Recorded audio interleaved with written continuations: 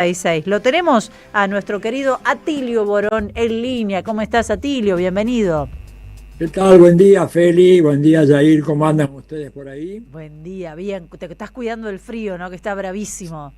Y hay un viejo dicho, ¿no es cierto? Un refrán que Vamos, estamos con los dichos de invierno hoy, así que me gusta que sumes el tuyo. Me gusta. Julio los prepara y agosto No, se los no, ya me lo dijiste ayer y no me gustó eso. Bueno, a vos no te puede gustar. Busquemos otro, por favor, te lo pido. Yo estoy ahí en la línea de fuego, así que tengo que cuidarme mucho. No, ando con un problemita, digamos, un poco de un nivel un punto alto de anemia. Sí. Y entonces el médico me dice, mirá, trata de no salir porque, viste, de ahí te agarra una neumonía y de ahí la cosa... Claro, estás más vulnerable. Mucho. Pero bueno. ¿Estás haciendo algo para esa anemia? ¿Qué te dieron? Sí, el tratamiento que corresponde, todo bien, comer mucho asado, Atilio. Todos los días asado, Atilio. Decile a André que seguramente se va a ocupar de eso. Claro que sí. Ella es vegetariana, imagínate.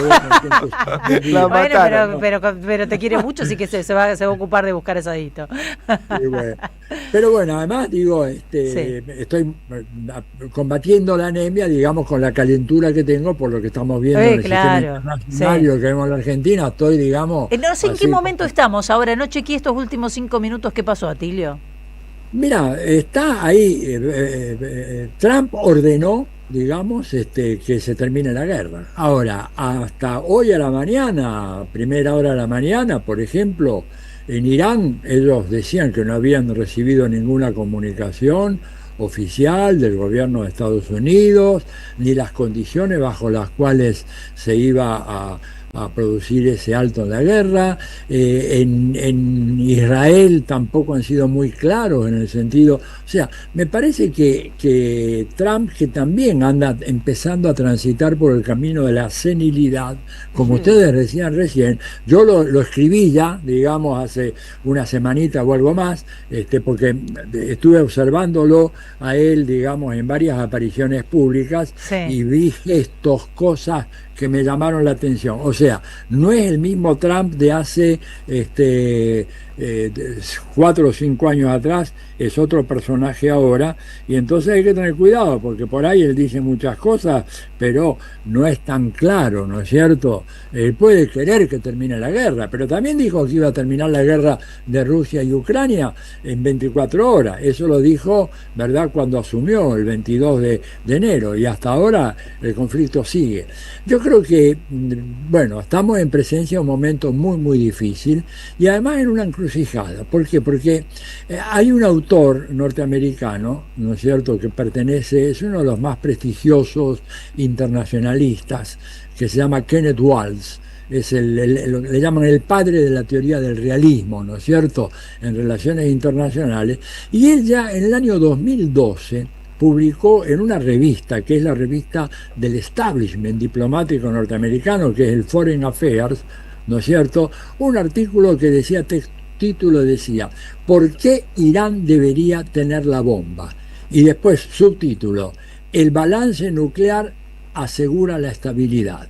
Y el tipo desarrolla, y digo, este es un súper profesor de Columbia University, o sea, no es que estoy hablando de un militante, un activista bien intencionado, sino hablo de un señor, digamos, súper profesor en Columbia, y él dice, en realidad, dice, en una región en donde hay una potencia nuclear, esto es una fuente permanente de inestabilidad, porque todos los vecinos que no tienen la misma arma, se sienten con toda razón amenazados. Y entonces pone como ejemplo, dice, fíjense lo que pasó en un momento determinado entre la India y Pakistán, que había permanentes conflictos y hubo momentos en que estos conflictos escalaron y se convirtieron en una guerra, digamos, muy, muy sanguinaria. Bueno, desde el momento en que ambas potencias accedieron a tener un arsenal nuclear, a partir de ese momento prácticamente la situación se estabilizó.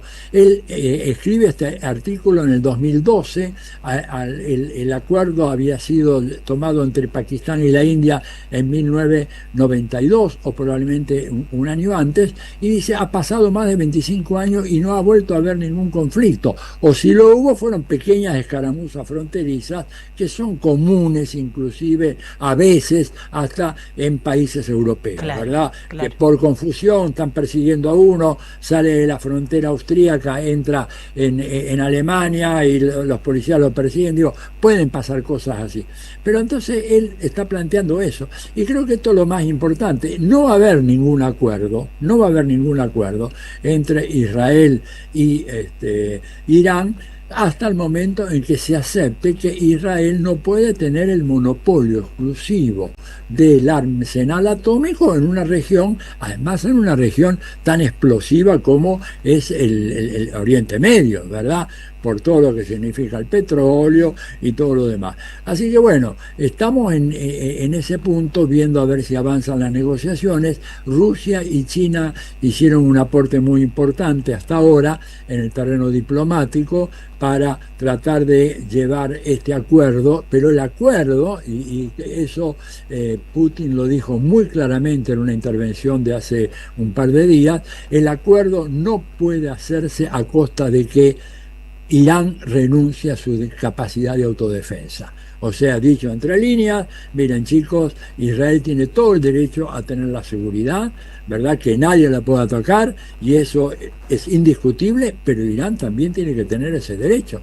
E indirectamente él estaba también hablando de Rusia, porque el tema, digamos, de la guerra entre Ucrania y Rusia es porque a Rusia se le niega el derecho a tener seguridad en sus fronteras, cosa que no se le niega a otros países, por ejemplo, Estados Unidos. Esto ya lo hemos hablado acá, ¿no es cierto? Y él hace un razonamiento del mismo tipo en relación a Israel e Irán. Y esto es importante porque Putin y Rusia tienen muy buena relación con el Estado de Israel por razones históricas. Pensemos que una buena parte de la población que fue trasplantada desde Europa o desde Rusia a lo que era la antigua Palestina venían de Rusia y hablan ruso, bueno, claro, las generaciones anteriores, pero bueno, él tiene muy buena relación, pero dice, es irreal pensar que vamos a llegar a una estabilización de esta región en donde uno tiene todas las armas y el otro no tiene nada. Claro. Esto no ocurre. Entonces, Estados Unidos se lanzó, ¿verdad?, de cabeza en esta guerra en contra de todas las opiniones más serias en ese país, ¿verdad?, que dijeron, mire, esto realmente, primero la idea de pensar de que con un ataque aéreo se puede llegar a doblegar por completo un país de 92 millones de habitantes, un país que tiene además un potencial científico y tecnológico de primer nivel. Ojo con eso, porque hay felicita Jair, hay una visión muy estereotipada de que de que Irán es un país lleno de fanáticos musulmanes, chiitas, y que no avanzan en el terreno científico y tecnológico. Sí, es cierto. Irán en algunas ramas de la informática es un país que está entre los 5 o 6 primeros del mundo, hecho por estadísticas oficiales de Naciones Unidas, midiendo número de graduados, patentes y marcas establecidas. Digo, ojo, no es una cosa que es puro fanatismo religioso. Yo digo porque a veces leo cosas que son realmente horripilantes, totalmente equivocadas. Irán es una potencia en más de un sentido. Y en segundo lugar, que la idea de lo que hizo Trump, sin previo aviso, desoyendo el consejo de la gente más seria que conoce asuntos internacionales, es que tirar la bomba no resuelve nada, y efectivamente no resolvió nada.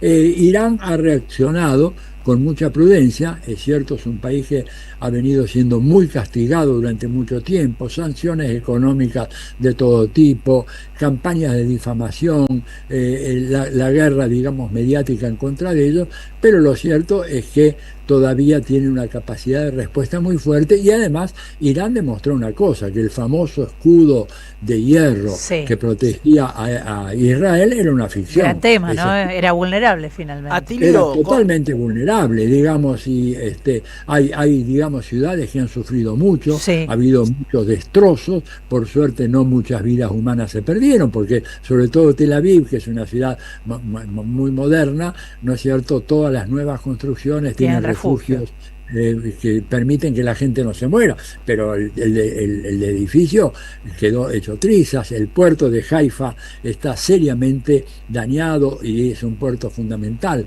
el puerto más importante que tiene Israel. Entonces, vamos a ver si logra esta situación estabilizarse, pero al mismo tiempo hay que tener en cuenta de que esta guerra ha servido para distraer la atención de la opinión pública del genocidio que hay en Gaza.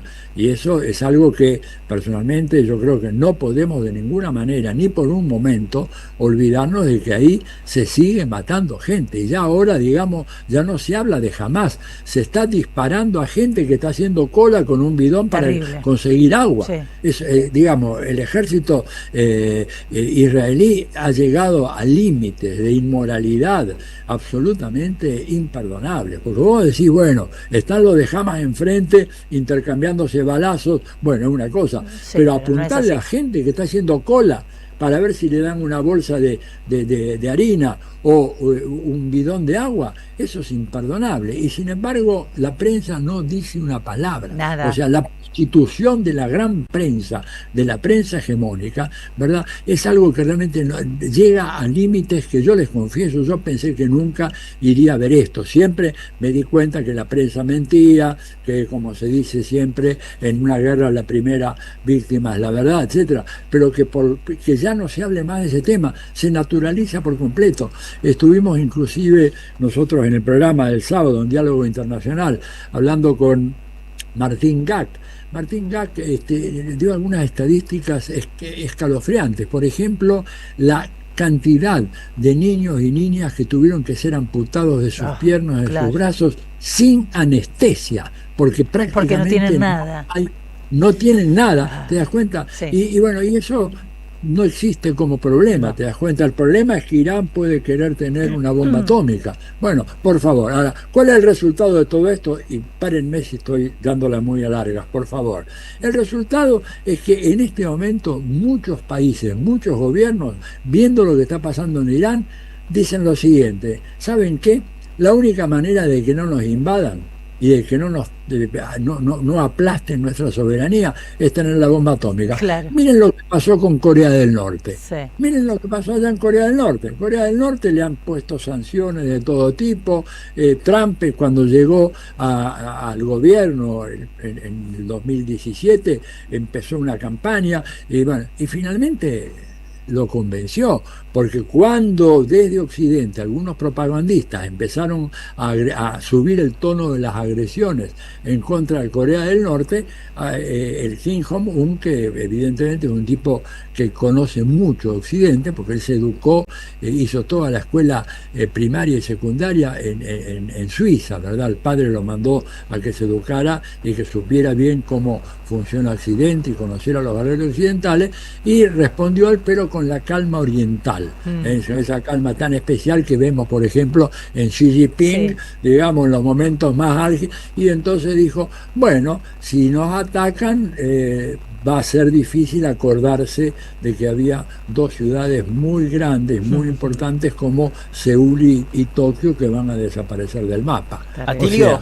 sea, les mandó un mensaje muy claro: 2 bombazos allá y se acaban esas ciudades, y a partir de ahí Occidente dio marcha atrás y se dejó de atacar a Kim Jong-un. Sí.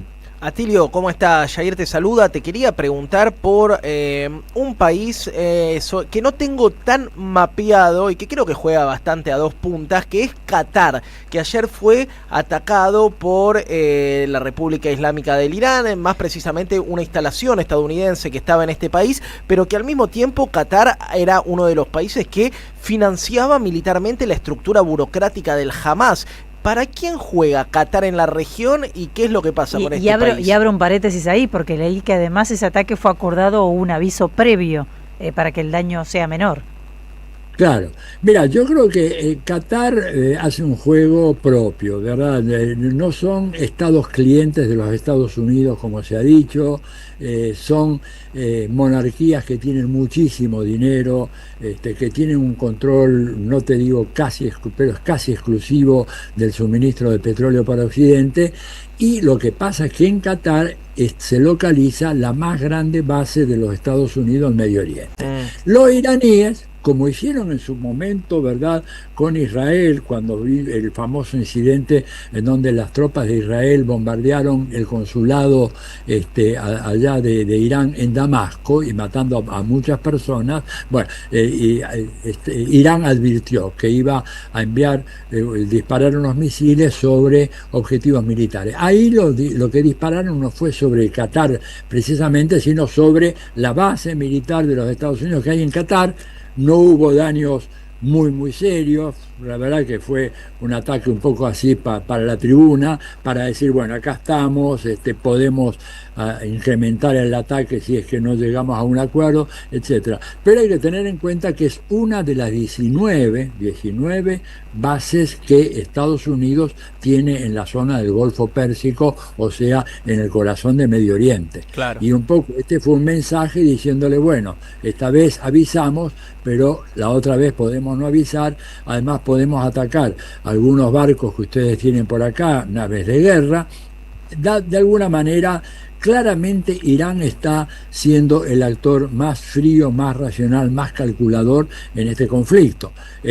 Todo lo contrario de lo que es Netanyahu o lo que es Donald Trump, ¿no es cierto? Pero bueno, vamos a ver esto finalmente, cómo es que ese llamado que hizo Trump finalmente termina logrando un cese de hostilidades, que de todas maneras no habría que, de vuelta insistiendo, en olvidarse de que hay otro capítulo de la guerra que se libra en Gaza y que es tan inadmisible como el conflicto entre Irán e Israel. Sí. Bueno, lo que pasa es que lo hemos hablado muchas veces, ¿no? La deshumanización previa de quienes están en Gaza. Digo, son terroristas, no hablamos de seres humanos, no hablamos de niños, niñas, mujeres, periodistas, hablamos de terroristas, básicamente. Y lo mismo pasa con Irán. Claro, pero fíjate que Irán, curiosamente, por ejemplo, Irán es un país que adhirió al Tratado de No Proliferación Nuclear. Sí. E Israel no. No. No, Israel no adhirió. Israel no permite que la Organización Internacional de Energía Atómica, ¿verdad? Esa que preside nuestro compatriota Rafael Grossi, que está en este momento en la picota. Tuvo un rol fundamental, ¿no? En eso que está pasando ahora. Y absolutamente. Los iraníes están muy enojados con él porque dicen que él pasó un informe que debería ser confidencial a las autoridades norteamericanas. Como el hombre está en carrera para ser el próximo secretario general de Naciones Unidas, porque le toca a América Latina y el Caribe la elección del secretario general, y el tipo está en carrera. Bueno, la cuestión es que esa organización podía hasta antes de esta guerra ahora, monitorear permanentemente las instalaciones iraníes, y Israel nunca aceptó la llegada de los inspectores de la Organización Internacional de Energía Atómica. Sí. Y por otra parte, Israel se sabe que tiene por lo menos 90 ojivas nucleares e Irán no tiene ninguna. Y la cuarta cosa, Israel invadió y ocupó y guerreó con casi todos sus vecinos, cosa que no hizo Irán. Vecinos y no vecinos también, Atilio, porque uno se pone a pensar en Yemen, y Yemen le queda bastante lejos. En Irán le queda bastante lejos. Les queda muy lejos, absolutamente, tenés razón. Y aparte, digamos, Irán tuvo que enfrentar una guerra de 8 años, desangrándose en una guerra de 8 años, porque Estados Unidos movilizó a Saddam Hussein para que le hiciera la guerra a la nueva República Islámica del Irán, ¿no es cierto?, a un costo de vidas humanas y de esfuerzo y de destrucción tremendo, y sobrevivieron a esa guerra. Entonces, digo, no es un país que ha sido invasor, como sí lo ha hecho, lo sigue haciendo Israel, Entonces no hay ninguna razón por la cual debamos desconfiar de Israel. Y por supuesto, acá en la Argentina te sacan el verso este de que fue Hezbollah o la carta iraní. Por favor, cualquiera que está informado sobre cómo se hizo esa denuncia fue manufacturada perdón, por la CIA y la Mossad y canalizada a través del señor Alberto Nisman. Digo, no hay argumento serio hoy en día para decir Irán fue el responsable de esos atentados, pero Estados Unidos necesitaba criminalizar a Irán, y por eso entre la CIA y la Mossad elaboraron la documentación en donde parece que Irán vino a atacarnos a nosotros. Sí, no, sí, en todo caso la justicia hay otros elementos. Es lo que menos les importa, ¿no? La verdad está en una segunda instancia. Atilio, querido, acá te llegan un montón de mensajes agradeciéndote por esta columna. Bueno, mucha indignación con el tema de lo que está pasando en Gaza. Acá me dicen que lentejas, Atilio, ahí te cambian la receta, guisito de lentejas, vitamina C, juguito de naranja, para mejor absorción. Bueno, te cuidan los oyentes. Y yo quiero recordarles que mañana miércoles tenemos el cafecito, ¿no? Así, el café virtual a las 7 de la tarde. Entren ahí a www.atilioborón.com.ar/café virtual. Vamos a hablar en profundidad de todos estos temas, ¿no es cierto? Y bueno, y también el jueves hay algo muy importante, que es la primera mesa redonda de la Red en Defensa de la Humanidad, que vamos a hablar sobre el tema de la ofensiva imperialista en América Latina. Va a estar Estela Caloni, que acaba de cumplir sus flamantes 90 años, toda una historia. Un beso grande, genial. A Estela. Un beso enorme a Estela, todo lo que ha producido esa mujer es impresionante. Qué admirable. Admirable, realmente. Va a estar Pedro Pablo Prada, el embajador de Cuba aquí, Juan Carlos Junio, Telma Luzani, Paula Jiménez y un servidor. Esto es el jueves. Mesaza. Mesaza. Falta Mirta Legrand para coronarla. Es que el público se renueva constantemente. Así por es, eso tenemos... así es. Bueno, todo eso es el jueves a las 18 horas en el Centro Cultural de la Cooperación. Perfecto. Ahí en Corrientes 1543. Así que también los esperamos ahí. Café virtual mañana a las 7, ofensiva imperialista en América Latina con toda esa gente de primer nivel que tendremos el jueves a las 18 horas. Perfecto. Atilio, querido, te mandamos un abrazo grande, cuídate. Bueno, y acá vamos a ver quién se encarga de hacer el guisito de lentejas. Bueno, otro para ustedes, un abrazo enorme. Cuídate mucho, gracias. Hasta luego. Adiós. Atilio Borón con la sección internacionales, ¿qué? Si le ponen coco, ya sabés quién lo hizo, Atilio. No, Te mando un beso ¿cómo grande. le vamos a poner coco al guiso de lenteja? Pero, ¿qué subestimación es esta? No, bueno, perdón. Jamás he comido un guiso de lenteja tuyo, Bonavita, Bueno, es cierto eso, pero... Sí, otras cosas que has traído acá, sí que me trago mis palabras, no puedo criticar tu cualidad gastronómica, ¿sí? La reivindico al aire. ¿Viste cómo? La reivindico al aire. No hizo falta que dijera absolutamente Pero nada. en el tema guisos, ¿no? Al que nos remitimos, yo jamás probé un guiso de Bonavita. No tengo ningún problema. Lo único que es vegetariano. Bueno, yo no le pongo carne. Nadie es perfecto. Vamos a hacer una tanda. Enseguida nos quedan los oyentes. Tengo algunas cositas un poco cholulas para compartir en la última media hora de este ¿Viene programa. Yuyito o no viene Yuyito? No se trata de Yuyito, pero casi así, porque esa cosa noventosa que tanto atrapa a Javier Milei tiene, digamos, un líder, un modelo al que él admira mucho, que es el Carlos. Se viene la serie. Amo Quiero este tema. que veamos ese avance, que lo compartamos, seguramente muchos de ustedes ya lo vieron también, pero hagamos algunas objeciones, salvedades, algunas opiniones al respecto. Esas patillas, mirá lo que es la desvuelta de la Que historia. que viene hasta Baraglia, ¿no? Hasta parece Muy simpático Menem, ¿no? Al calor de Lo Milei. hizo casi que adorable. Casi que decís, bueno, dame a este que por lo menos de La Rioja y no un porteño tarado. Lo vamos a compartir enseguida. Antes tenemos una tanda. Somos Radio AM 530.